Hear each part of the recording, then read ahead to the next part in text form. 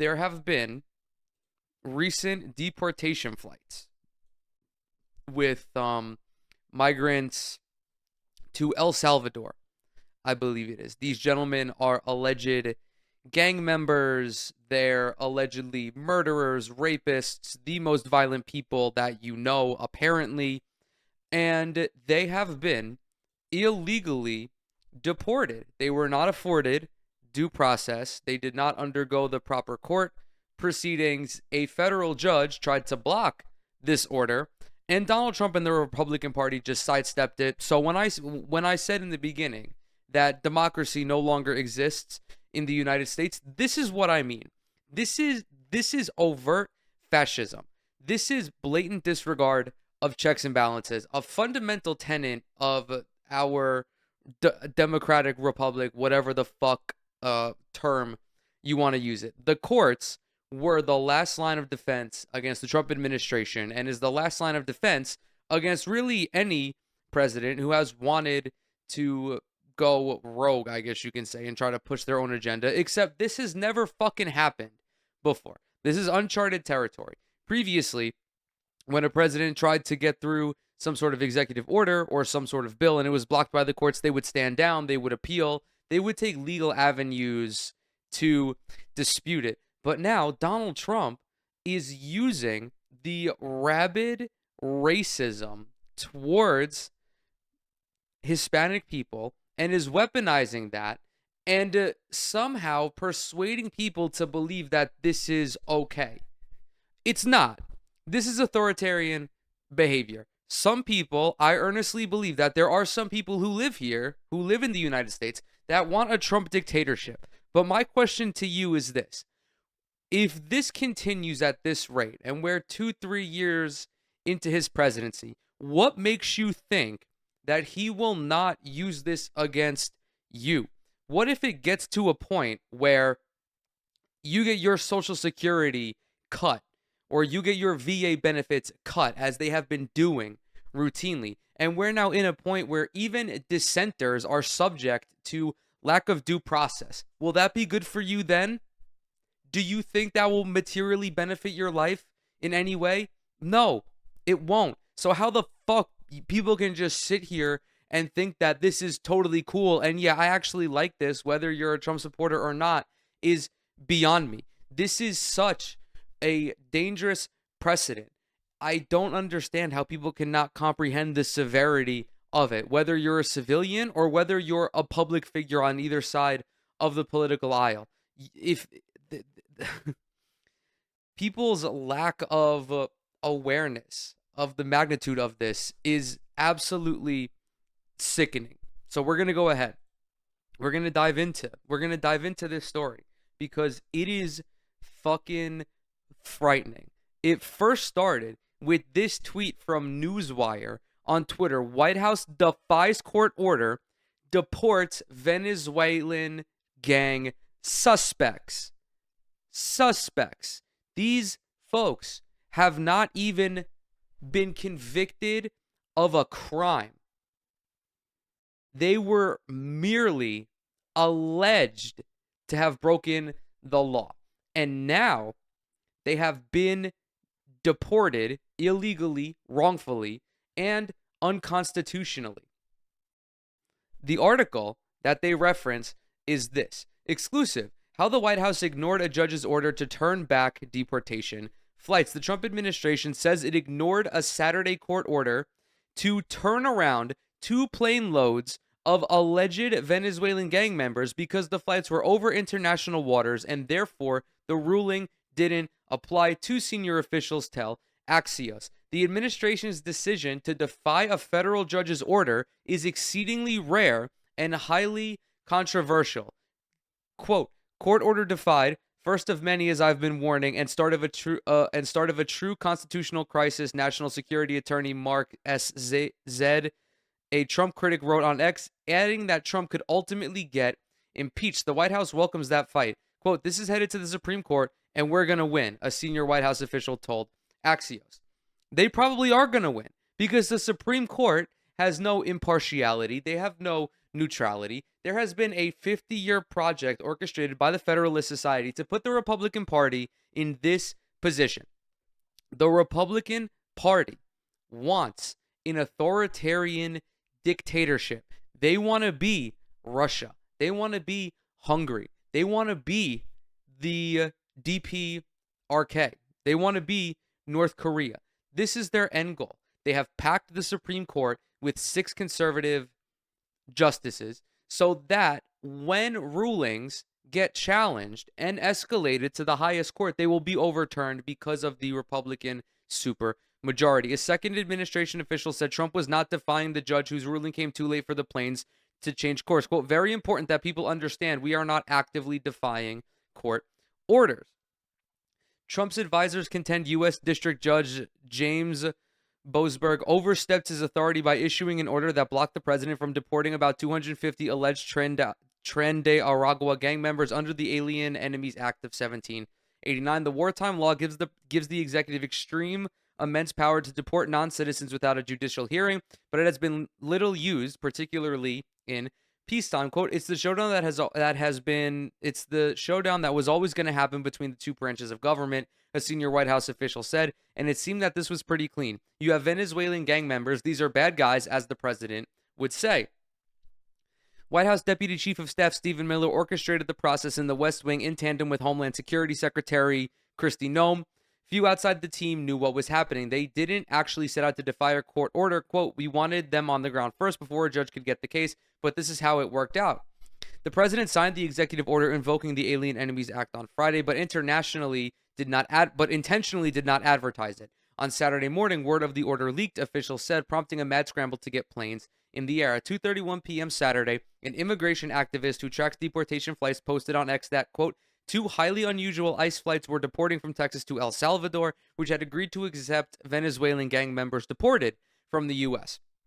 2 hours later, during a court hearing filled by the ACLU, Boasberg ordered a halt to the deportations and said any flight should be turned around mid-air. Quote, this is something that you need to make sure is complied with immediately, he told the Justice Department.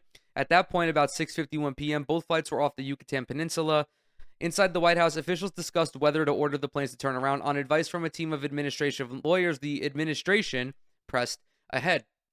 There was a discussion about how far the judge's ruling can go under the circumstances and over international waters, and on advice of counsel, we proceeded with deporting these thugs.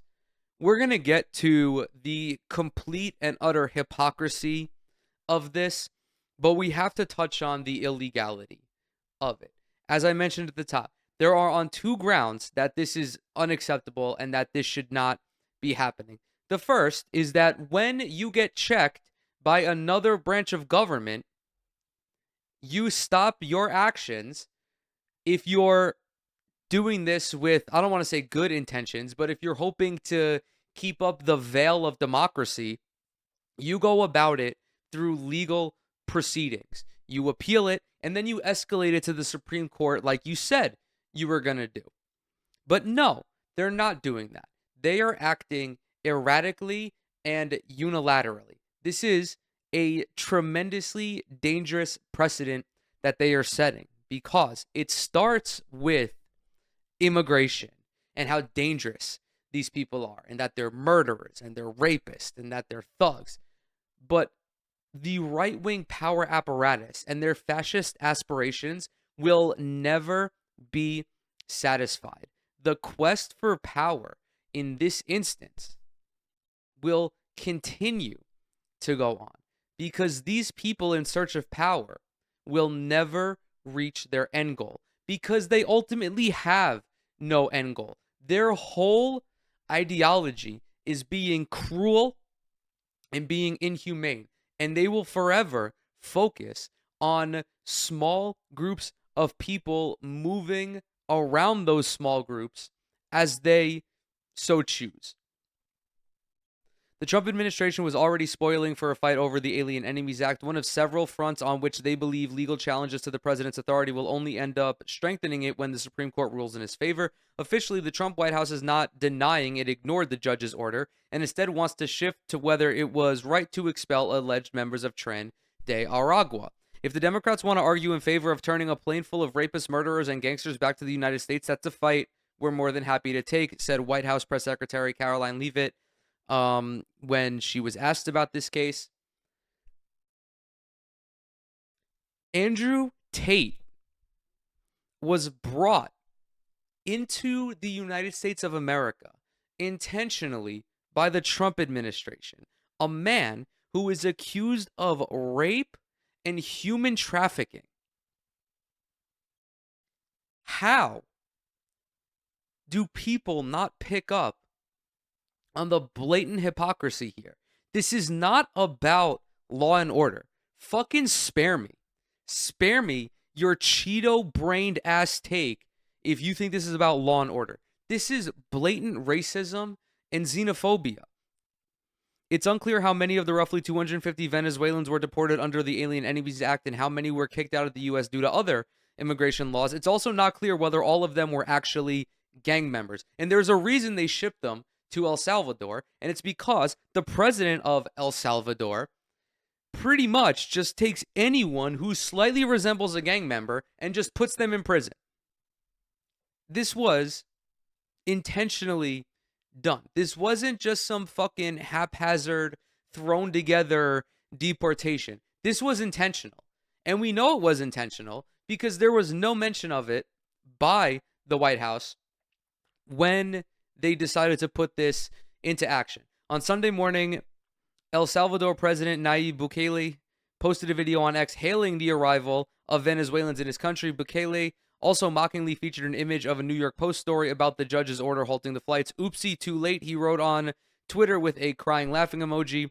U.S. Secretary of State Marco Rubio retweeted the post. After publication, Leavitt issued a statement. The administration did not, quote, refuse to comply with the court order. The order, which had no lawful basis, was issued with terrorist TDA aliens that had already been removed from U.S. territory.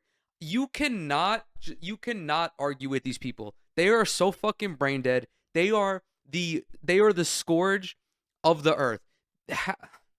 The idea that they have any legal basis to do this is just farcical. They fundamentally hate the Constitution, even though for the entirety of these last couple of decades with the upbringing of the Federalist Society, they prided themselves on constitutionality, and everything Joe Biden did was fucking unconstitutional. Could you imagine if Joe Biden or literally any Democrat did something this blatantly unlawful? Republicans would be pissing their pants crying about it because they don't know anything other than hypocrisy. The party ideology at this point is whatever the fuck they want it to be. They don't have to draw any logical conclusions because they know they will never be pressed on this shit. The resistance is non-existent. Democrats are fucking feckless losers who will not challenge the Republicans in any way. The most pushback any Republicans have gotten are at town halls by their constituents, and now these fucking cowards are choosing intentionally party-wide not to have any town halls. The written order and the administration's actions do not conflict. Moreover, as the Supreme Court has repeatedly made clear, federal courts generally have no jurisdiction over the president's conduct of foreign affairs, his authorities under the Alien Enemies Act, and his core Article 2 powers to remove foreign alien terrorists from U.S. soil and repel a declared invasion. A single judge in a single city cannot direct the movements of an aircraft carrier full of foreign alien terrorists who were physically expelled from U.S. soil. Yeah, so we're fucked. Congratulations, guys. We are absolutely fucked here in the United States. Democracy is a lie. Welcome to authoritarianism. It was a good run. I can't even say it was a good run because it really wasn't. But 250 years for democracy, not the longest, not the shortest. Authoritarianism is here. And unfortunately, nobody's coming to save us. It's the U.S. and it's Israel. That's where we're at right now in terms of alliances. So now we're going to go ahead. We're going to talk about mein lolly J.D. Vance, who quote tweeted the Axios article and said there were violent criminals and rapists in our country. Democrats fought to keep them here. President Trump deported them. President Trump himself is an alleged rapist and serial sexual abuser. President Donald Trump was on Jeffrey Epstein's flight logs 7 times. Donald Trump was hanging around teenage girls at beauty pageants. Donald Trump, as I already mentioned, invited Andrew Tate into the United States, a serial sexual criminal. And by the way, Andrew Tate deserves due process on any of these charges that he's facing. This is the difference between people on my side of the political spectrum and people on the conservative side of the political spectrum. It doesn't matter if you're a murderous, rapist, serial killer in MS-13. It doesn't matter if you're Andrew Tate. You still deserve to have your case seen by a judge and have your fate be determined by a jury of your peers. Conservatives don't want that. They brought Conor McGregor, an alleged rapist, to the White House. Donald Trump pardoned 1,500 of the January 6th prisoners who were convicted of assault, assaulting a police officer. Some of them were pedophiles. All of them were released. And J.D. Vance did not object to it. He originally said that the January 6th pardons will be done on a case-by-case basis. And then push came to shove. Donald Trump pardoned all of these fucking goblins. And J.D. Vance sat there and agreed like the little bitch that he is, like the little coward that he is. These people are so fucking abhorrent. Their existence fucking disgusts me. We're going to hear Caroline Leavitt give her take on the situation as she perpetuates this blatant propaganda for these illegal actions that the administration is taking. And spoiler alert, her arguments are flimsy at best and largely incoherent.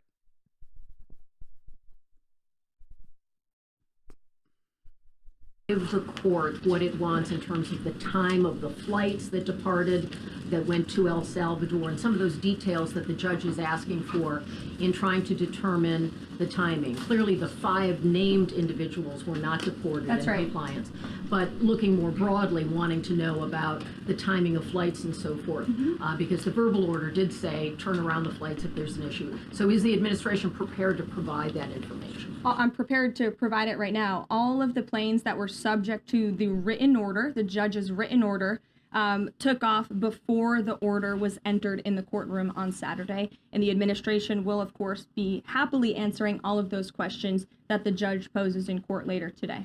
And for people who have due process questions about making certain that there wasn't anyone who was swept up who did not meet the criteria that you laid out, is there a way for the administration to provide more detail about how that was determined, who the individuals were that met this deportation order? Yes, I can assure the American people that Customs and Border Patrol and ICE and the Department of Homeland Security are sure about the identities of the individuals who were on these planes and the threat that they pose to our home.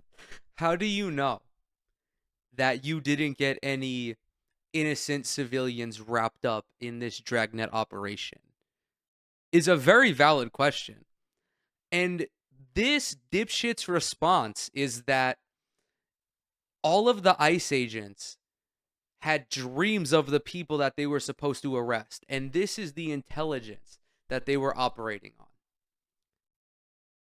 The reporter asked about due process, and the response was, it came to me in a dream. Not even a mention of just no bearing on that response at all. Homeland. They take this incredibly seriously. They are putting their lives on the line to deport these designated terrorists from our country, and they should be trusted to do that. And that's exactly what the American people elected this president to do.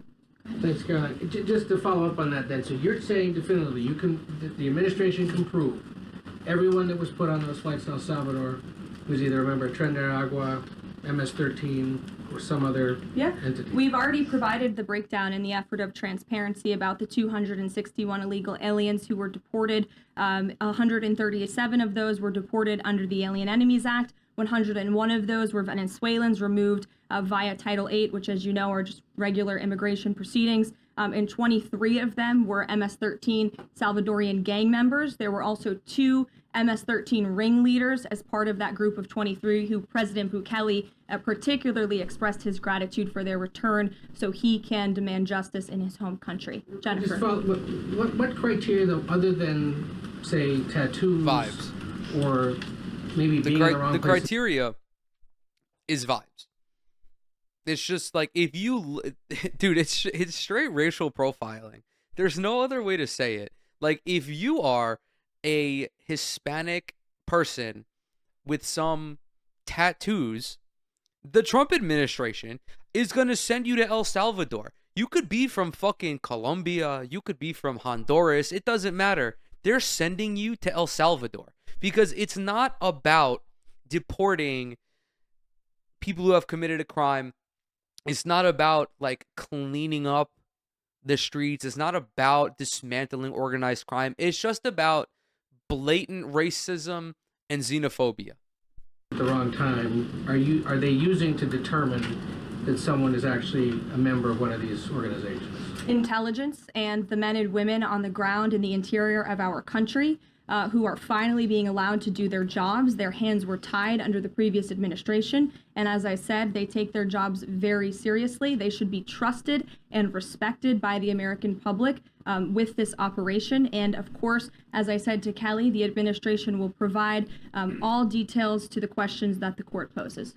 Mind you, Joe Biden was putting up fucking Nikola Jokic numbers when it came to deportation. This guy was like SGA at the free throw line when it came to deportation. What's particularly frightening about this is we will soon be in a place where these types of questions will not be allowed in the White House press, in the White House press room. We've already seen that the Trump administration is going on a